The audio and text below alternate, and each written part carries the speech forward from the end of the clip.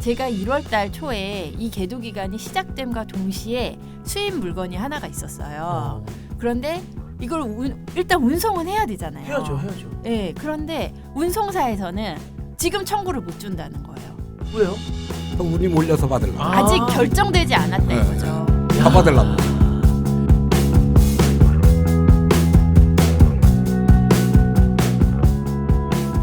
네, 그리고 지금부터 우리 실무자들이 말하는 안전운임제 그 이야기를 한번 해보도록 하겠는데요. 오늘 MC를 맡았습니다. 전성현님도 반갑습니다. 반갑습니다. 네. 오늘 정말 멋진 세 분과 함께하고 있는데 제가 한 분 한 분 좀 소개를 좀 해드릴게요. 먼저 우리 한국국제물류사협회 구교훈 회장님 또 자리하셨습니다. 박수 좀 보내주세요. 네, 감사합니다. 늘 여러분과 같이 하는 구교훈 교수입니다. 예. 그리고 또 워낙 설명을 잘해주셔가지고 예, 네. 예, 네. 제가 별명을 설명충으로 좀 지어드린 적도 있는데 예, 네. 오늘 좀 멋진 설명 한번 해석 좀 부탁드리겠고요. 네, 그리고 계속해서 이모트랜스코리아 권규택 대표님도 함께 하고 있으십니다. 박수 좀 보내주세요. 안녕하세요. 반갑습니다. 권규택입니다.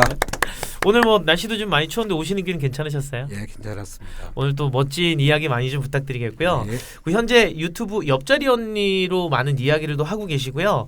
더 포어더스 INC의 황현경 총괄님도 함께하고 있으십니다. 반갑습니다. 네, 네, 안녕하세요. 반갑습니다. 옆자리언입니다. 지금은 앞자리에 계시네요. 예, 네. 너무 좋네요. 오늘은 저희가 실무자들이 말하는 안전운임제에 대해서 좀 이야기를 해보려고 하는데 일단 안전운임제 제도에 대해서 좀 설명이 좀 필요할 것 같아요. 먼저 그 설명은 우리 또 제가 멋지게 또 별명 지어드린 설명충님께서 한번 살짝 좀 설명 좀 부탁드릴게요. 지금 안전운임제가 나온 그 배경이 있습니다. 안전운임제는 법적인 제도입니다. 다시 네네. 말씀드려서 우리나라의 그 컨테이너 운송을 규율하는 법은 화물자동차 운수사업법이에요. 네. 그러니까 우리나라 법이 화물자동차 운수사업법. 네네. 그 법의 일부를 개정을 했습니다. 국회에서. 그 개정 내용이 뭐냐?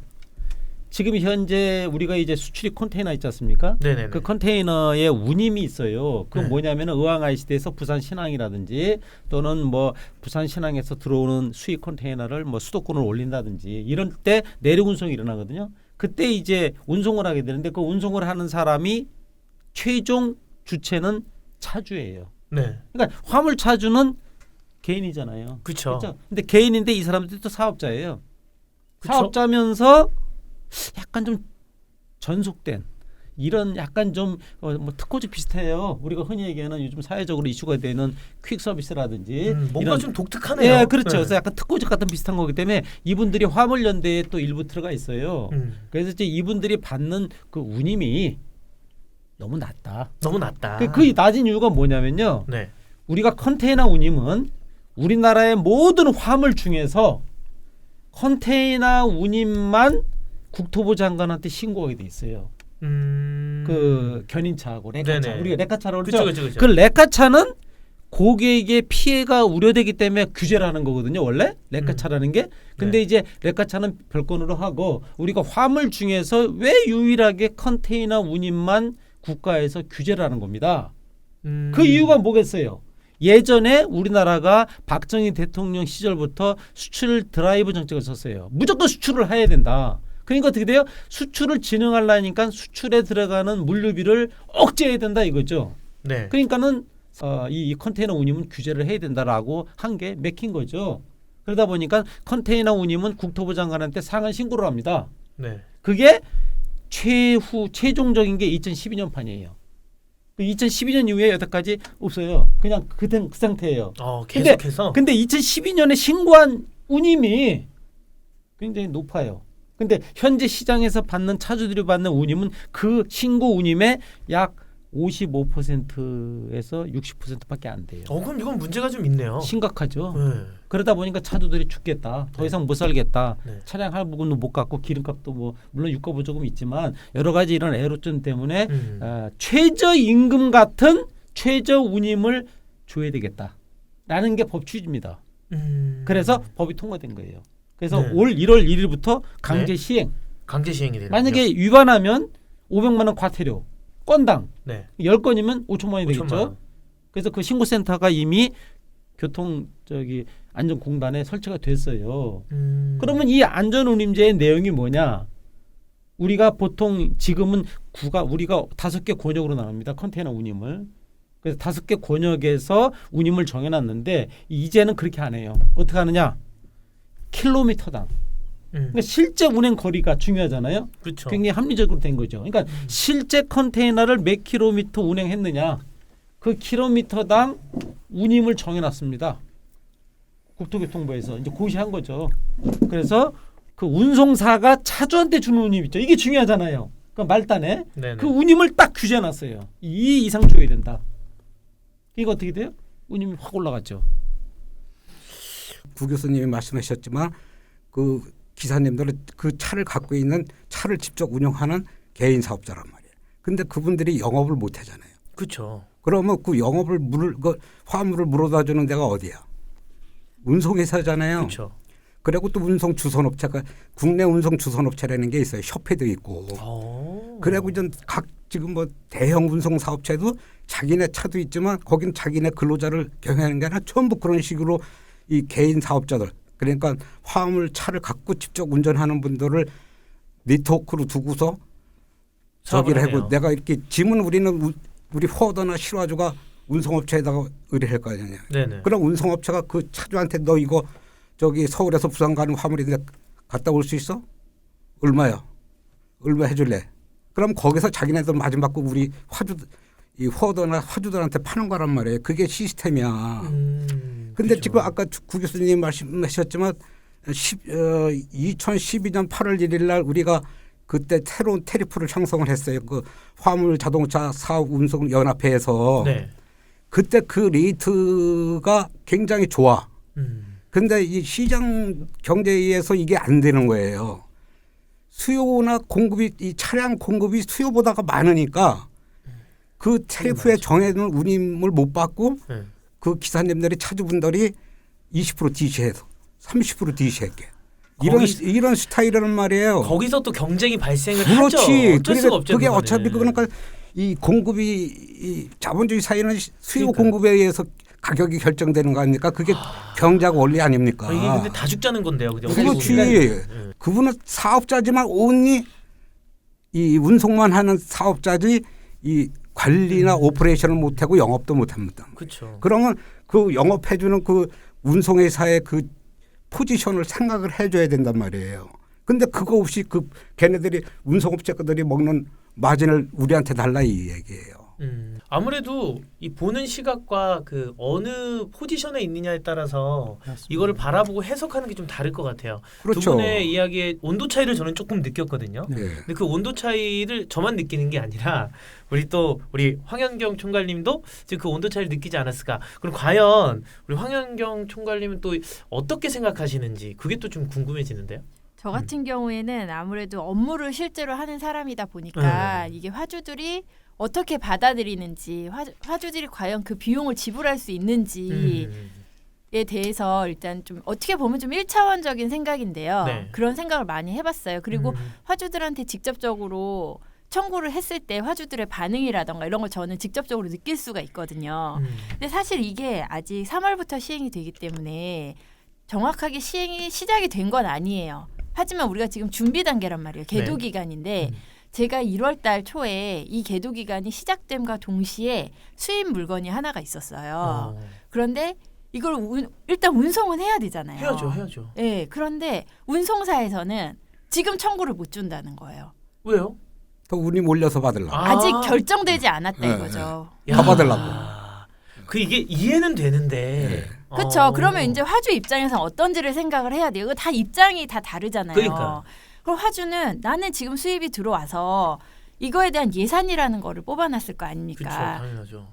그러면 이 예산만큼 나는 진행을 하려고 했던 거예요. 뭐 화주들한테 뭐 6개월 전에 1년 전에 예고가 나갔던 게 아니고 얼마만큼 올라갈지도 모르고 얼마만큼 내려갈지도 모른다. 운송사에서는 기다려라. 네. 지금 우리 이거 말고도 만약에 진행한 건수가 100건이면 100건만큼 지금 개선서가 밀려 있으니 너만 혼자 급한 게 아니다라는 답변을 받았었어요. 이거는 너무 정부가 개입을 한 거예요. 이 자본주의 사회에서는 시장 논리에 맡겨둬야 되지. 그래서 자본주의 피해를 막기 위해서 수정자본주의라는 게 있는데 그거는 제가 그거는 한번 최소한으로 저기를 해야지. 이건 뭐 운임 적용해놓고 이거 안 받으면 벌금 500만 원 때려. 그러니까 말도 안 되는 그 부분은 요 제도에 이거는 요 제도에 대해서 시장 제가 경제에 맡겨야지. 요 제도 솔직히 말하면 내 포지션에서 이익이 되면 좀 이렇게 좀 괜찮죠. 그렇죠. 이해할 수 있어요. 이해할 수 있어요. 네. 다 그렇지 않습니까? 근데 이거는 그 누구 하나 이득되는 사람이 없는 없어요. 거예요. 그러니까 이 부분이 저희가 오늘 이야기하는 가장 중점이 되지 않을까. 일단은 저희가 안전운임 제도에 대해서 어떤 식으로 이해를 하고 있는지, 그리고 지금 듣고 있는 분들에게 또 시청하시는 분들에게 이걸 좀 정확하게 알려주기 위해서 이거를 또 여쭤보고, 근데 또 감정이 좀 앞서다 보니까 이제부터 감정을 한번 풀어보도록 할게요. 네, 이제부터 먼저 우리 구교훈 회장님부터 안전운임제에 대한 뭐 역사나 취지나 이런 거 다 빼고 이것에 대해서 나는 어떻게 생각한다. 내 입장은 이렇다. 내가 보는 시각에 나의 입장은 그렇다. 그렇게 한 번만 좀 입장을 좀 한번 말씀해 주시면 좋을 것 같아요. 아마 세 분이 다 다르지 않을까라는 생각이 들어요. 그러니까 저는 지금 두 분하고 입장이 다릅니다. 예. 왜냐하면 제가 지금 37년째 물류업계에 있는데 네. 이런 거예요. 자본주의의 논리에 의하면 수요 공개 원칙에 따라서 가격이 결정이 돼요. 그 가격은 바로 운임이죠. 그죠? 그건 맞는 말이에요. 맞아요. 근데 문제는 뭐냐면 그 시장이 정상적으로 작동하느냐를 살펴봐야 돼요. 아, 다시 말해서 우리나라는 자본주의가 좀 잘못 들어와가지고 갑의 논리가 지배해요. 쉽게 얘기하면 화물은 짐이에요. 짐을 가진 자가 갑이 되는 겁니다. 그러니까 화주가 갑이고 포워더가 제2의 갑이고 선사가 제3의 갑이 돼요. 그 밑에 운송사, 주선사죠. 아까 말하는 운송사는 운송사가 아니에요. 왜? 세방, 대한통운, 한진, 동방, 동부는 운송사가 아닙니다. 운송 주선사예요. 그들은 화주하고 계약을 해서 남겨요. 왜? 그런 사람들은 대기업이지만 차가 없어요. 거의. 한진이 얼마나 큰 회사입니까? 차 없습니다. 그래요? 예, 없습니다. 우리나라에 10대 화주가 있어요. 네. 10개의 가장 큰 화주. 이 사람들이 갑입니다. 갑이면 어떻게 돼요? 너 갈 거야 말 거야 이 돈에 너 운송 이거 요율은 75만 원인데 너 50만 원에 갈 거야 말 거야. 그러면 운송사가 어떻게 해야 돼요? 예, 가겠습니다 해야죠. 안 가면 뭐 안 주는데. 그렇죠. 그렇죠? 그럼 운송사는 남겨야죠. 그럼 그 밑에 용차사가 있어요. 그건 운송사야 말하자면. 그렇죠? 그 용차사한테 너 50만 원에 가.